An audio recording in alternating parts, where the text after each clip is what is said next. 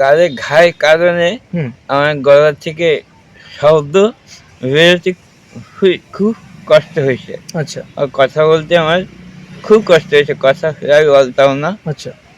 আকার ইঙ্গিতে সবকিছু আচ্ছা, বলতাম হ্যাঁ। আমার বড় ভাইকে, স্ত্রীকে। কিন্তু এখন এই ওষুধ খাওয়ার হয়ে রিকভারি হয়ে গেছে, যার কারণে আমি বেশ সুন্দরভাবে কথাবার্তা কইতে পারতেছি, কোনো অসুবিধা নাই। Thank you. অনেক ভালো লাগলো। সকলের জন্য বিশেষ সতর্কবার্তা, ভিডিওর আলোচনা শুনে কেউ কোনো নিয়ম বা কোনো ওষুধ কিনে খাবেন না বা কোনো নিয়ম পালন করবেন না। করার আগে অবশ্যই ডাক্তারের সঙ্গে যোগাযোগ করুন। আমি ২ মাস আগে যখন কলকাতা থেকে তাপস দাদা এসেছিল আমাকে চিকিৎসা করার জন্য, তখন আমার শরীর খুব অসুস্থ ছিল, যা কি তখন একটু জল পর্যন্ত আমি খাইতে পারি নাই। আমার এইখান থেকে উপরে তাগেরায় ওখানে ঘা হয়ে গেছিল, আস্তে আস্তে সেই ঘা বাইরে যাচ্ছিল।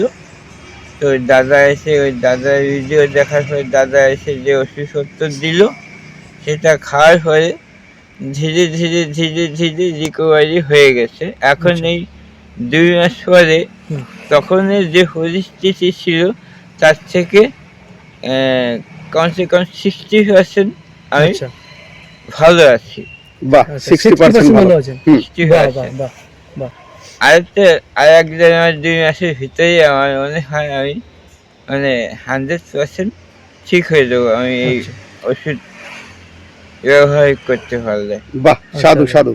আর আপনার যে আচ্ছা, প্রথমে আমি একটু স্যার জিজ্ঞেস করি, প্রথমে যে পরিমাণে ব্যথা যন্ত্রণাটা ছিল, কথা বলতে তো আমি এসে দেখেছি তখন খুবই অসুবিধা হতো, জল গিলতে পারতো না ভাই, তুমি ওই ওষুধ তো খাওয়া দূরের কথা, খালি জলও খাওয়া যেত না। তো এখন কি সেইভাবে অসুবিধা হচ্ছে? তখন জল গালের জন্য আমি জল গিলতে পারিনি, এত যন্ত্রণা করছে আমার গালের ভিতরে। কিন্তু এখন আমি সব খাবার খাইতে পারি, জল গিলতে পারি, সব।